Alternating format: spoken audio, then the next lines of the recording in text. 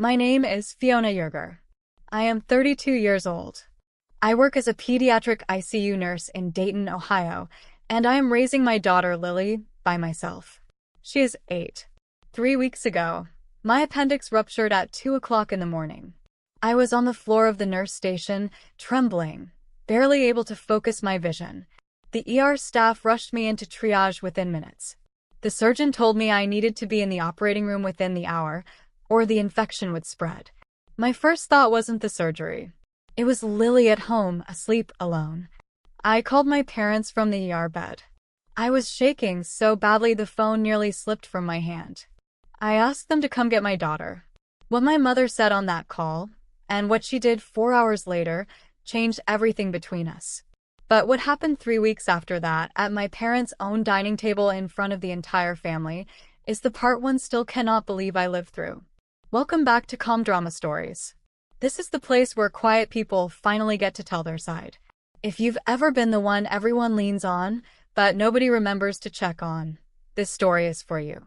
Drop a comment if you've been there. And if you haven't subscribed yet, now is the time. I moved back to Dayton 2 years ago. That was the plan. Come home, stay close to family, give Lily her grandparents. Before Dayton, I was in Columbus. Just me and Lily in a 2-bedroom apartment near the hospital where I work nights. It was manageable. Tight, but manageable. Then Mom had her first cardiac scare.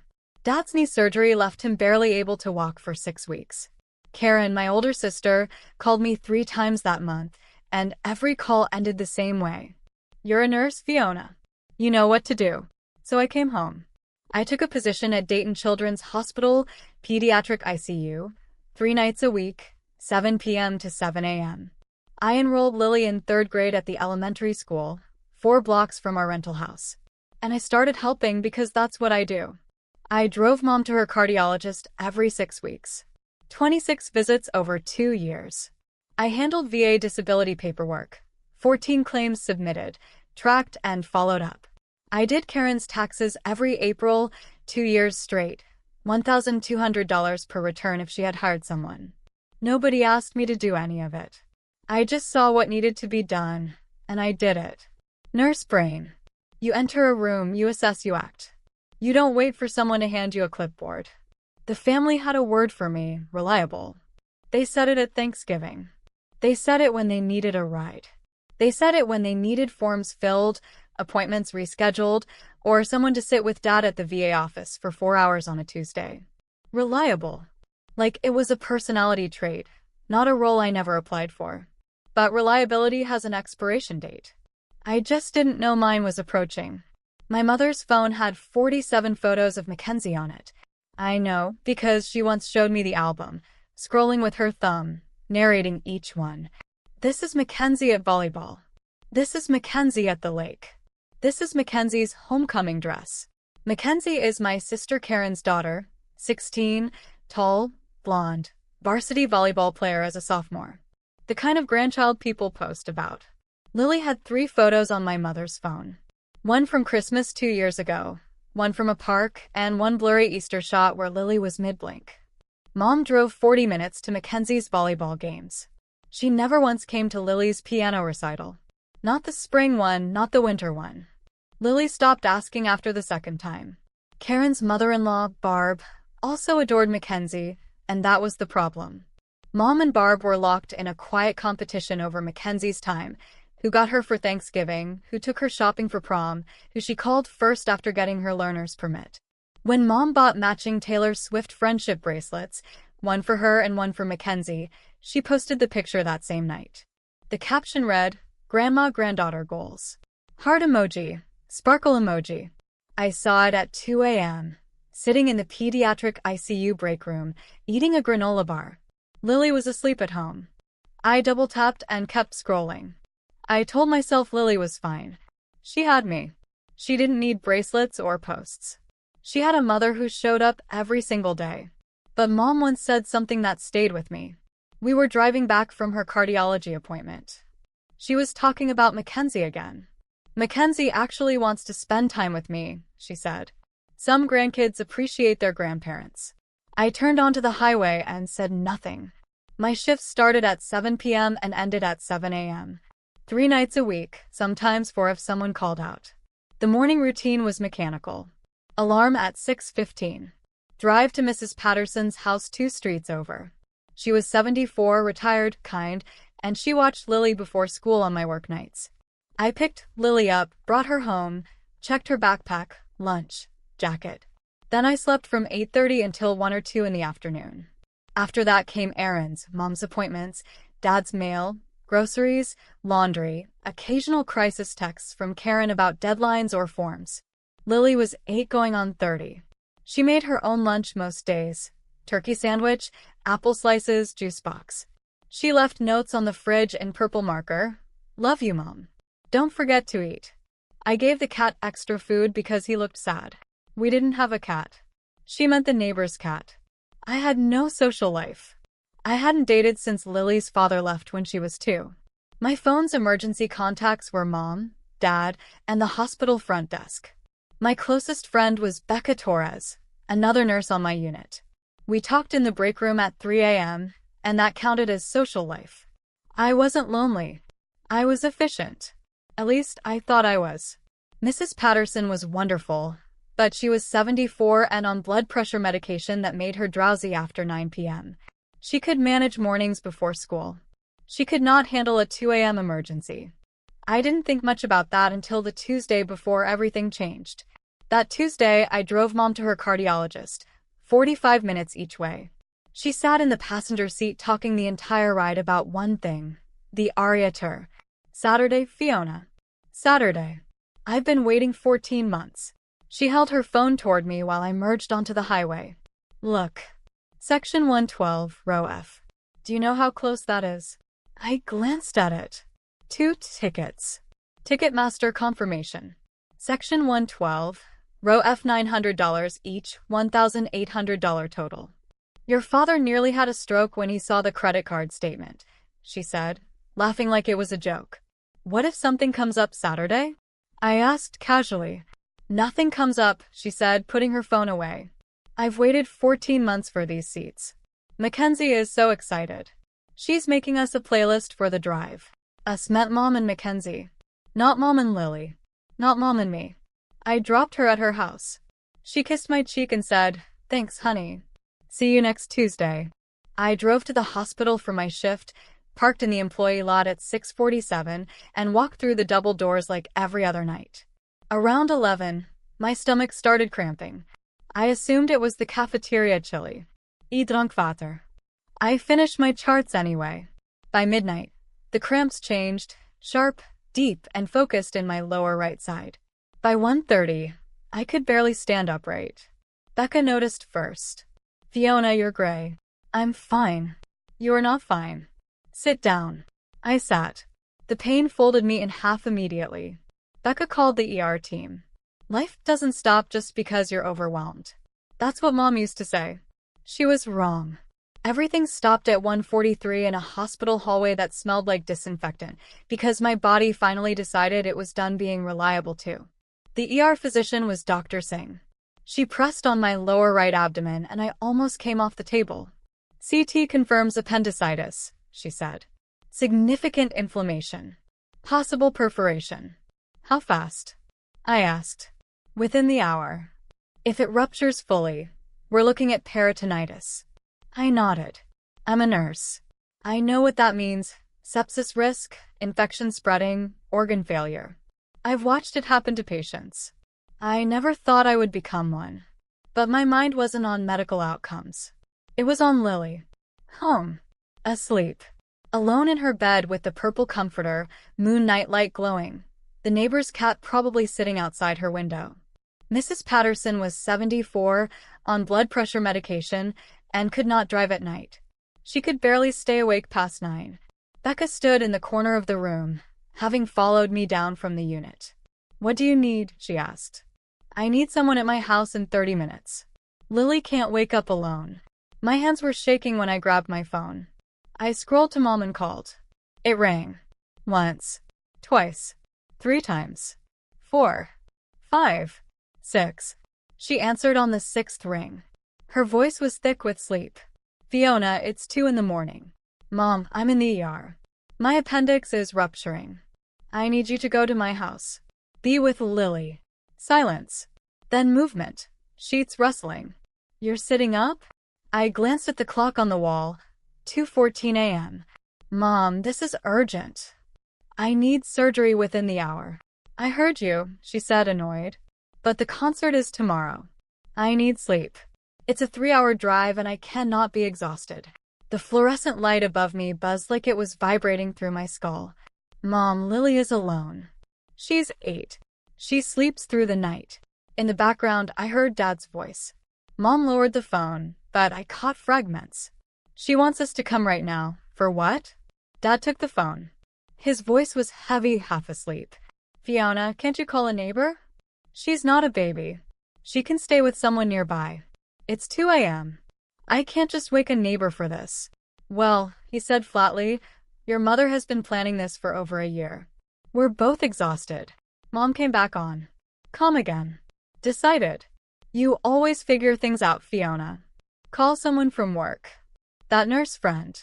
I'll check on you tomorrow after the show. The line didn't disconnect. It just went quiet, like she was waiting for me to agree. Okay, Mom. I hung up. The nurse at the doorway asked, Are you okay? Yes, I said automatically. The same yes I had used my entire life whenever no one wanted the truth. Becca was already shaking her head. They're not coming, she said. No. Concert. Taylor Swift, Aria Tur. Section 112, row F. Becca stared at me for a second, then pulled out her phone. My cousin runs an overnight emergency care service. I'm calling her. She stepped into the hallway. I heard her speaking quickly, efficiently. She came back in under 5 minutes. Done. Her name's Andrea. She'll be at your house by 3. Lily will think it's a sleepover. $280 for the night. I gave her my card number from memory. She handled the rest. I lay back and stared at the ceiling tiles. I counted them, 47, because that's what I do when I'm trying not to break. At 2:31, anesthesia came in. Consent forms. Shaking hands. Wristband snapped on. Emergency contact. Lily Yerger. Not my parents. My 8-year-old daughter. The only person who had never made me feel like I had to earn my place. They wheeled me out at 2:44.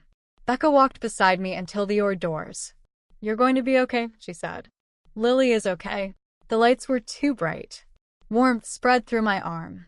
My last clear thought before I went under was simple. My parents chose a concert. My coworker chose me. I woke up in recovery at 5:40 a.m. My mouth was dry. My stomach ached under surgical tape. Becca was in the chair beside me with cold coffee. It was perforated, she said. Dr. Singh said another hour and you would have had full peritonitis. You were lucky.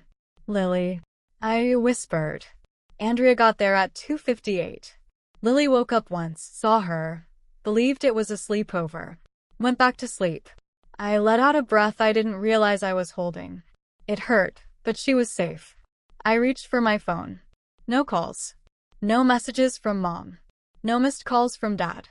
One text from Karen at 7:22 a.m. Asterisk, Mom said you had a stomach thing. Hope you feel better. Mackenzie is so excited for tomorrow. Asterisk. A smiley face. A music note. I read it twice. Stomach thing. That's what my emergency became. I set the phone down. Becca didn't speak. She didn't need to. The room was quiet except for the monitor and the steady hum of air through the vents. And for the first time, I stopped trying to explain it in my head. The tickets were expensive. People make selfish decisions at 2 in the morning, but the silence afterward, the absolute, unbothered silence, that was what I couldn't rationalize. I was discharged Saturday morning. Against medical advice, I drove myself home. The surgeon told me I needed someone to drive me. I told her someone would. There wasn't. Lily ran to the door when I got home. She wrapped her arms around my legs and I flinched as the incision pulled, but I held her tight anyway so she wouldn't notice. Mom, the nurse lady made pancakes. She was so nice. That's good, baby. I'm glad. Andrea had left a note on the kitchen counter. Asterisk, Lily is wonderful. She read me a chapter before bed. Call if you need anything. Asterisk, she had also washed the dishes. A stranger washed my dishes the night my parents chose a concert. I sat on the couch, pressing a pillow against my stomach. Lily brought me water without being asked. She pulled a blanket from the chair and laid it over my legs. Are you sick, Mommy? I had a small surgery. I'll be sore for a few days. Okay.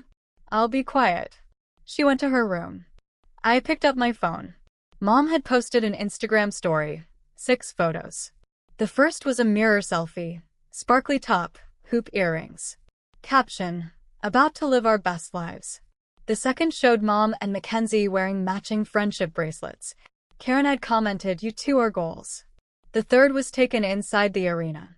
I could clearly see the seat number on the armrest behind them. Section 112, row F. The same seats she had shown me in the car 4 days earlier. The same seats that cost $900 each. I screenshotted every image. Not out of anger. Out of necessity. I needed proof that this was real, that she actually went. That Saturday, while my mother danced to Taylor Swift, I sat on my couch with surgical tape across my abdomen and made a list. It started as something to keep me awake. I had my laptop on a pillow because sitting upright pulled at the incision. Lily was in her room drawing. The house was quiet. I opened a spreadsheet. Column A, what I did for Mom. Column B, what I did for Dad. Column C, what I did for Karen. I typed quickly. One by one, entries stacked up with dates, descriptions, and estimated time. Mom, 26 cardiology appointments over 2 years. About 45 minutes each way plus waiting. Roughly 78 hours of driving alone. Dad, 14 VA disability claim submissions. Each one 2 to 4 hours of forms, calls, and portal work. About 42 hours total. Karen, 2 full tax returns. Every April, I collected everything from scratch: forms, deductions, mileage logs she never organized. Estimated value if outsourced, $1,200 per return. $2,400 total. Then came the smaller things. Grocery runs after Mom's procedures. An afternoon setting up Dad's phone because he threw away the manual. Rescheduling Karen's car inspection before her registration expired. The list grew longer than I expected. When I finished, the total was over 400 hours. Over $8,000 in estimated value across 2 years. I stared at the numbers. 400 hours. $8,000. And they couldn't give me one night. I saved the file, family_labor_log, XOSX. Closed the laptop. Set it on the table. I didn't cry. I had stopped crying about my family a long time ago. But I did open my phone and search for family law attorneys in Dayton. Monday morning, I was still on medical leave. The surgeon had cleared me for light activity only. No lifting, no long drives, numbered 12-hour shifts for at least 2 weeks. At 8:45, my phone rang. Donna, my supervisor. Fiona, I need to talk to you. Your mother called the unit this morning. I sat up too fast. Pain shot through my abdomen. She called twice, Donna continued. First, she said you were having some kind of emotional crisis and asked us to monitor you. She said you were distancing yourself from family and she was worried about your mental state. My hand pressed against my stomach, the tape pulling tight. The second time, Donna said more carefully, she asked if you were on anything. If you had access to medications that might explain your behavior. My mother had called my workplace. My pediatric ICU unit. The place where I cared for critically ill children. The place where people trusted me with lives. Donna, I said quietly, I had emergency surgery. My appendix ruptured. I haven't spoken to her because she refused to watch my daughter the night it happened. A pause. I believe you, she said. I just needed to hear it directly. But Fiona, if she calls again, I have to document it. I understand. I hung up. 2 minutes later, Becca texted. Asterisk, your mom called the desk again. Said she's worried you're having a breakdown. Quote, my daughter has always been dramatic.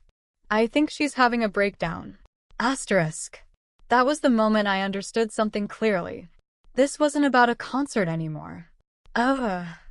Tuesday, I was on the couch eating soup when Aunt June texted. Asterisk, thought you should see this. I'm sorry, asterisk. A screenshot followed. A group chat with Karen, Mom, and relatives. Karen, asterisk Fiona is being ridiculous about the concert. She's a nurse. She handles emergencies every day. Now she's acting like we abandoned her. Give me a break, asterisk. Mom, asterisk she's always been like this. She needs attention, asterisk. Cousin, is she okay? Karen, asterisk she's fine. She's just mad Mom didn't drop everything one time, asterisk. I read it 3 times. I saved the screenshots. Then I kept scrolling. There was one more message. Aunt June hesitated before sending it. She told me later she almost didn't. It was from my mother. Sunday night. 9:47 p.m. 2 days after the concert. I read it once. Then again. Then I put the phone down beside me and stared at the wall for a very long time. Because that message changed everything. It said, asterisk honestly, if Fiona wants to play victim, let her. Lily can come live with us when Fiona burns out. She's a single mom on night shifts. It's only a matter of time, asterisk. I read it 4 times. And each time it meant the same thing. My mother wasn't just dismissing me. She was building a case. In writing. For other people to see. A version of reality where I was too unstable, too exhausted, too alone to raise my own child. And when I inevitably broke under the weight of everything I had been carrying, she would be there, ready, with open arms, a worried expression, and a carefully crafted story about how she tried to help but I pushed her away. I had seen this pattern before in the pediatric ward. Parents building cases. Grandparents making calls. Lawyers requesting records. I knew what documentation looked like because I had created it myself. Incident reports, behavioral notes, social work filings. My mother wasn't a lawyer. She didn't even know the word documentation. But she was doing it anyway, one group text at a time. I looked down at my wrist. The hospital band was still there. I hadn't removed it. Beneath my name in small print, Lily Yerger, emergency contact. I picked up my phone and searched for the number I had saved the day before. Rachel Dunn. Attorney. Family law and civil disputes. She answered on the second ring. My name is Fiona Yerger. I need a cease and desist sent to my mother. And I need to understand my rights as a custodial parent. You always figure it out, Fiona. My mother had said that night on the phone. She was right. I was about to. Rachel Dunn's office was on the 2nd floor of an old Victorian building on 3rd Street. Wooden floors, filing cabinets, and a framed Ohio State law degree behind her desk. I brought everything. The screenshots. The group chat. The timeline of my mother's calls to the hospital. The spreadsheet of 400 hours. The Instagram posts. She reviewed it all in silence. Then she asked 3 questions. After that, she leaned back. The group chat messages are concerning, she said. It's not a custody filing, but it does show intent. She's constructing a narrative, semi-publicly, that you are unfit. She tapped the papers lightly. Combined with contacting your workplace, which could qualify as harassment or defamation, you have grounds for a cease and desist. What does that actually do? It formally orders her to stop. No contacting your employer. No statements about your mental health or parenting ability. No implication of custody claims regarding your daughter. She paused. And if she continues, we escalate. Restraining order. Defamation suit. Formal response to custody interference. I signed the engagement letter. $350 consultation fee. Rachel said the letter would be drafted within the week and sent certified mail. I drove home. Lily was at school. The house was quiet. I sat at the kitchen table, opened my laptop, and created a new document. Incident log, Yerger family. Entry 1, February 14th, 2:14 a.m. Called parents from ER.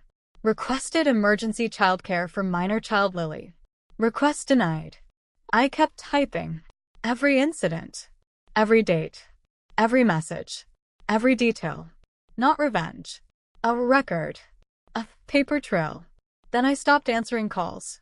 Stopped replying to texts. Stopped driving my mother to cardiology appointments. Stopped handling my father's VA paperwork. Stopped everything. Day 1 2 messages from Mom. Asterisk call me when you can. Fiona asterisk. Day 2 nothing. Day 3 11 messages. Asterisk why aren't you responding? This is childish. Your father is upset. Are you punishing us for one night? We are your parents. Fine, be that way asterisk.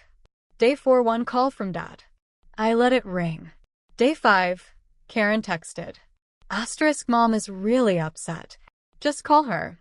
It's not serious. You had surgery, you're fine now. Can we move on? Asterisk. I didn't reply. Day 7 Dad left a voicemail. His voice was tired. Smaller. Asterisk Fiona, your mother has been crying all week. You're making this worse than it needs to be. Just call us asterisk. I didn't. Lily noticed, of course. Are we seeing Grandma this weekend? Not this time, sweetheart. How come? Grandma and I need a little break. She accepted that. Went back to her coloring book. Didn't ask again for 3 days. The silence was heavier than any argument we'd ever had. I had never gone more than 2 days without speaking to my mother. Even in Columbus, we talked constantly. Her shows, Lily's school, daily updates. It was routine. Background noise. Family rhythm. Now the rhythm was gone. And by day 10, the voicemail stopped. But the consequences started. Day 12. Wednesday. Rachel called to confirm the cease and desist had been delivered. Certified mail. Return receipt requested. 2 pages. Single-spaced legal language on Dunn and Associates letterhead. It ordered my mother to immediately stop contacting my workplace, to stop making any public or semi-public statements about my mental health, parenting ability, or custody fitness, and warned that any further contact or interference would result in legal escalation, restraining order, defamation claim, and formal custody response. The green card came back the next day. Signed. By my mother. By Thursday evening, I had 17 missed calls from familiar numbers. Karen texted first, all caps. Asterisk a cease and desist from your own mother? What is wrong with you? Asterisk. I blocked her. Mom called from Dad's phone. Then the landline. Then Karen's phone. I blocked all of them. Dad didn't text. He never did. But Aunt June called. She said Dad had been sitting in the garage for 2 hours, staring at nothing. He doesn't know what to do, she said quietly. He knew what to do 3 weeks ago, I replied. A pause. I'm not defending him, she said. I'm just telling you, 12 days of silence, 1 letter, and suddenly you're the villain. That was the thing about boundaries. When people have never seen them before, the first one feels like collapse. 2 weeks without me. That's when everything started breaking. Mom missed her cardiology appointment. She didn't know the address because I always drove her. She went to the wrong medical complex. Waited 40 minutes. Was told her doctor was across town. Missed it entirely. Dad missed his VA deadline. Didn't know the paperwork schedule. Spent hours on hold. Still got it flagged late. Karen hired a CPA for the first time. The bill was $600. $600, Aunt June repeated on the phone, almost laughing. For what you did for free. She kept me updated every few days. Not gossip, just facts. She was the only one I hadn't blocked. Your mother told people at church you're going through something, she said one day. Same story everywhere. Fiona is struggling. We're giving her space. A pause. She can't admit what happened. So she rewrote it. I know, I said. What are you going to do? I had been thinking about that for 3 days straight. I had the spreadsheet. I had the screenshots. I had the Instagram posts. I had the incident log. And I had a date circled on the calendar. Sunday dinner. June was quiet. Sunday dinner, she said. Yes. 3 weeks to the day since my appendix ruptured. Every single family member will be there.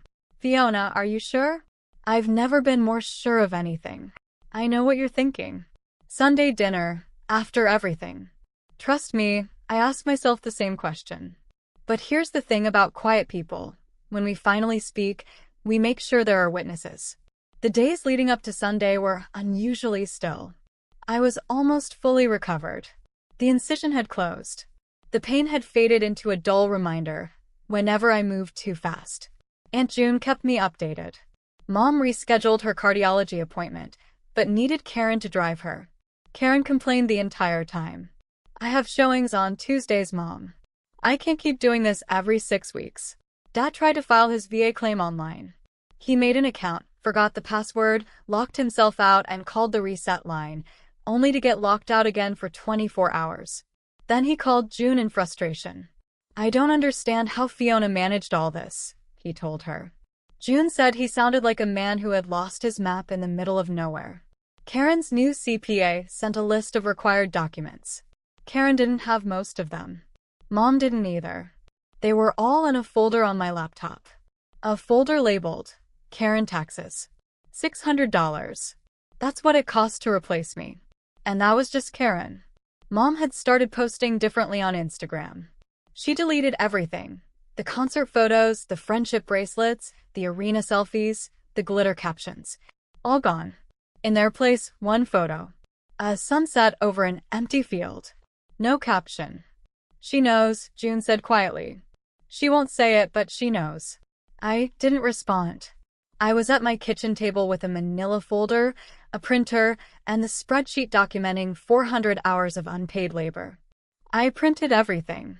The spreadsheet, the group chat screenshots, the Instagram posts she deleted, but I had already saved. I wasn't going to Sunday dinner to reconcile anything. I was going to tell the truth. Saturday night, Lily was asleep. I spread everything across the kitchen table. Page 1, the spreadsheet. 400 hours. $8,000. Every line item dated and detailed. Page 2, group chat screenshots. Karen's messages. Mom's messages. The one about Lily. Page 3, Instagram printouts. 47 photos of Mackenzie. 3 of Lily. Concert selfies.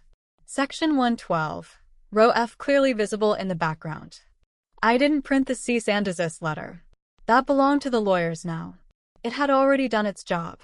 I placed everything into a plain manila folder, the kind you buy in bulk at any office supply store. Then I practiced what I would say. Not a speech. I don't make speeches. Just facts. Dates. Numbers. Direct quotes. Clinical. Precise. No emotion. No noise. I wanted to stay the nurse, not become the patient. I called Aunt June. I'm coming tomorrow. Don't tell them. I won't, she said. A pause. But Fiona, everyone will be there. Hank, Linda, the whole table. I know. That's the point. She hesitated. Be careful. I will be honest. That's the safest I've ever been. I glanced at the cease and desist envelope still sitting on my counter. Green certified mail sticker. Legal return address. I picked it up, held it for a second, then set it down again. That was done. Sunday was mine. I put the folder in my bag and went to bed. For the first time in weeks, I slept all night. Sunday morning was clear. Bright. Sharp. March in Ohio is never predictable, but that day felt deliberate, like even the weather had chosen a side. I dressed Lily in her favorite yellow dress with white daisies. She hadn't worn it since Christmas. Are we really going to Grandma's? Yes, baby. Is the timeout over? We'll see. I strapped her into her seat and drove the 14 minutes to my parents' house, the same house I grew up in. White siding. Green shutters. Rose bushes along the walkway Mom used to make me water every Saturday. Cars were already there. Karen's silver SUV. Aunt June's blue sedan. Uncle Hank's red truck. Linda's white minivan across the street. Full house. Just as expected. I turned off the engine. My hands tightened on the steering wheel. Not fear. Adrenaline. The same feeling right before a code in the ICU. When everything narrows to the next action. Lily unbuckled herself. Mommy, are you mad at Grandma? I looked at her in the mirror. 2 braids. Purple backpack. 8 years old. No, sweetheart. I'm not mad. I'm just going to tell the truth. Is the truth going to make her sad? Maybe. She nodded. Okay. 8 years old. And she understood that better than most adults in that house. I took my bag. We walked up the path. I rang the bell. The door opened. Dad. His face went white. Not surprised. Not angry. Just drained. Fiona. Hi, Dad. He stepped aside. I walked in. Lily slipped past me immediately. Aunt June, do you have cookies? The living room was unchanged. Same couch. Same framed photos. Same clock ticking like nothing had ever happened. Everyone was there. Mom stood first. Cream cardigan. Red eyes. Already emotional, or prepared to be. Fiona, her voice cracked. Oh my God, honey, come here. Her arms opened. I didn't move. I'm not here for a hug, Mom. Silence dropped instantly. Karen appeared in the kitchen doorway, arms crossed, dish towel still in hand. Oh wow. So now you show up. I didn't look at her. I looked at the dining table. Roast chicken. Mashed potatoes. The lace tablecloth. The same setup that had softened every argument for years. Not today. Fiona, Mom said again, softer now. Please. We can talk. We are going to talk, I said. Right here. Right now. In front of everyone. I opened my bag, pulled out the manila folder, and placed it on the table, right beside the mashed potatoes. Plain. Ordinary. But heavier than anything in the room. I opened the folder. Page 1 was on top, the spreadsheet. This is a log, I said. My voice stayed level, controlled, the same tone I use when briefing a surgeon on a patient's vitals. A record of every errand, appointment, and responsibility I've handled for this family over the past 2 years. Mom lowered herself into a chair slowly. Karen stayed in the doorway. Uncle Hank leaned forward. Linda folded her hands in her lap. 26 cardiology visits, I continued. 45 minutes each way. That's 78 hours of driving. I looked at Mom. For you. She opened her mouth, but I didn't stop. 14 VA disability claim submissions. About 3 hours each. That's 42 hours of paperwork and calls. I turned to Dad. For you. Dad stared down at the table. 2 years of tax returns. $1,200 each if you paid a professional. $2,400 total. I looked at Karen. For you. Karen's arms dropped. The dish towel slipped from her shoulder. Grocery runs. Phone setups. Insurance calls. Car inspections. Over 400 hours. Over $8,000 in estimated value. I closed the spreadsheet page and laid it flat where everyone could see the numbers. That is what I have done for this family in 2 years. Free. Unasked. Unacknowledged. Uncle Hank picked it up, scanned it, then set it down again and looked at Dad. I'm not here to argue, I said. I'm here to show you what it cost. I turned fully toward the table. Aunt June sat at the far end with Lily on her lap, feeding her a cookie. Uncle Hank to my left. Linda to my right. Mom and Dad across from me. Karen still standing. 3 weeks ago, I said, my appendix ruptured at 2 a.m. I was at work. I collapsed in the pediatric ICU hallway. The ER doctor told me I needed surgery within the hour or I'd develop peritonitis. Linda covered her mouth. My daughter was home asleep. My neighbor is 74 and can't drive at night. I had no one. I let that sit in the air. I called my parents from the ER at 2:14 a.m. I asked them to go to my house and stay with Lily. My eyes stayed on them. They said no.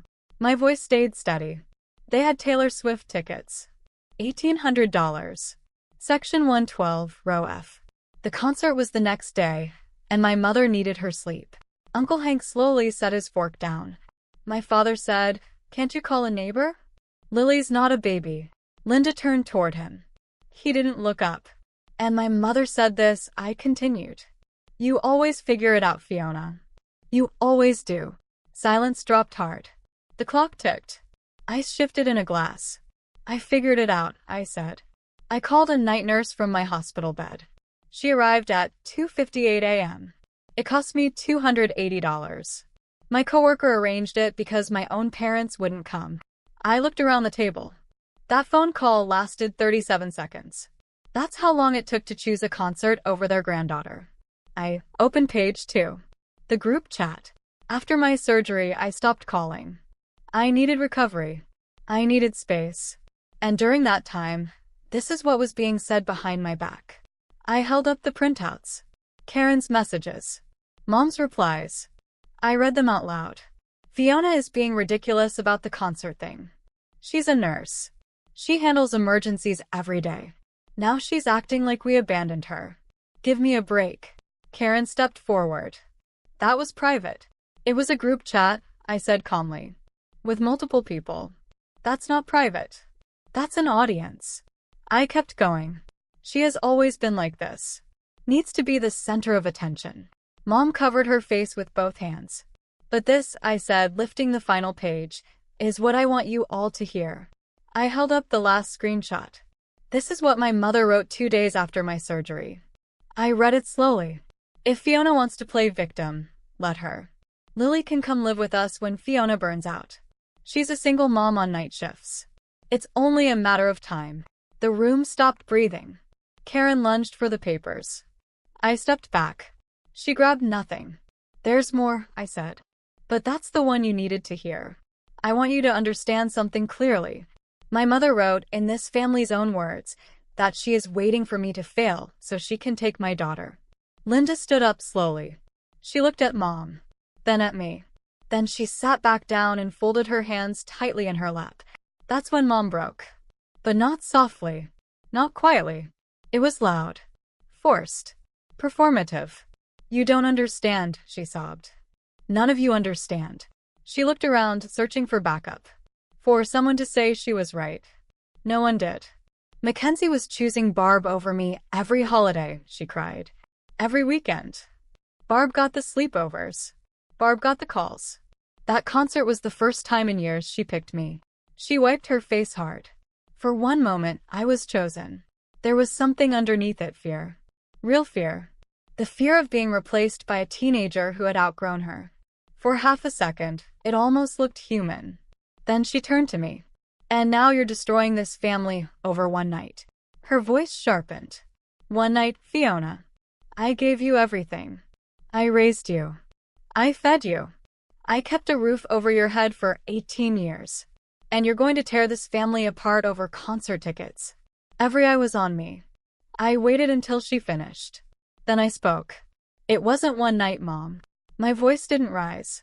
It was every night I drove you to appointments. Every form I filled out for Dad. Every tax return I did for Karen. I looked at her directly. You didn't forget me for one night. You forgot me for 2 years. Mom froze. Her mouth opened, but nothing came out. I'm not turning anyone against you, I said. I'm reading your words. Out loud. Exactly as you wrote them. The clock ticked again. No one moved. Karen snapped first. This is so typical, she said, voice rising. So typical, Fiona. Making everything about you. You're a nurse. You do this for strangers every day. But when it's your family, suddenly it's a crisis. Uncle Hank looked at her. Karen, she was in emergency surgery. She could have called someone else, Karen shot back. She did, I said.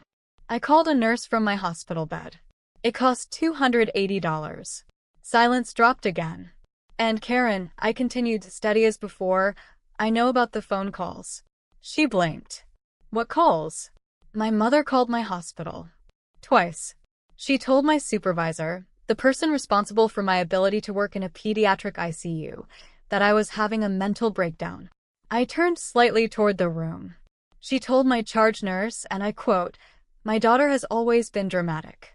I think she's having a breakdown. Linda finally spoke. Diane, you called her job? Mom's voice collapsed into something smaller now. I was worried, she whispered. I looked at her. You weren't worried about me. You were worried about yourself, I said. You were worried I would tell people what happened. So you called first and told them I was unstable. Karen snapped her head toward Mom. You told me you just checked on her. I did check on her, Mom said quickly. You called her supervisor and said she was on drugs. Karen fired back. Mom's face collapsed. Karen's went red. Dad stared at a fixed point on the tablecloth, not blinking. The family was breaking apart in real time. And I still hadn't raised my voice once. Everyone turned to Dad. He had been silent since I walked in. Sitting at the head of the table, hands flat on the cloth, eyes locked on his untouched plate. Gerald, Uncle Hank said, you got anything to say? Dad cleared his throat. Fiona, can we talk about this privately? No, Dad. My voice stayed steady. You had that chance at 2:14 in the morning when I called from the ER. I held his gaze. You told me Lily wasn't a baby. You told me she could stay with a neighbor. Then you went back to bed. Uncle Hank's jaw tightened. Gerald, she's 8 years old. I was half asleep, Dad said quietly. I didn't realize how serious it was. I told you my appendix was rupturing, I said. I told you I needed surgery within the hour. Silence. You said call a neighbor. Then you handed the phone back to Mom. Dad shut his eyes. His palms pressed harder into the tablecloth until his knuckles turned white. Your mother said you would be fine, he whispered. I know what Mom said, I replied. Still calm. Still controlled. She said I always figure it out. I paused. And let it land. I figured it out, Dad. I looked around the table. I figured out that in this family, reliable means replaceable. I figured out that 400 hours of free labor and 26 cardiology drives matter less than 2 concert tickets. I figured out that when I needed someone at 2 in the morning, my coworker showed up, and my parents didn't. My voice never rose. Mom was crying. Karen was shaking with anger. Dad was still frozen at the table. But I wasn't speaking about the past anymore. I was speaking about what comes next. I closed the folder, set it down, and stood up straight. I'm not here to punish anyone, I said. I'm here to tell you what changes now. Silence tightened. Aunt June stood in the kitchen doorway with Lily on her lap. Lily was eating a cookie, watching quietly. I will not be driving Mom to appointments anymore. Call Karen. Call Uber. Call medical transport.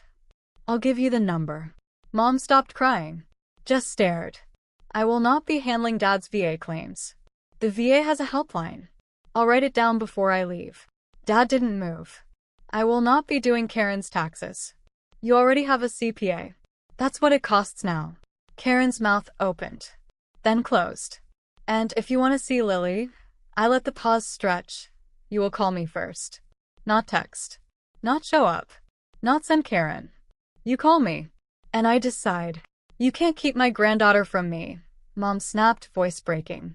I'm not keeping her from you, I said. You already did that.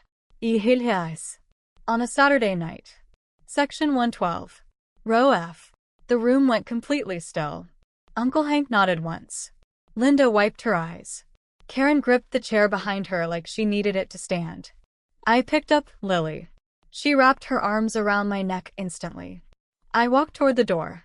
Fiona, Aunt June said softly behind me. I turned. She didn't argue. Didn't plead. Just nodded once. Drive safe, honey.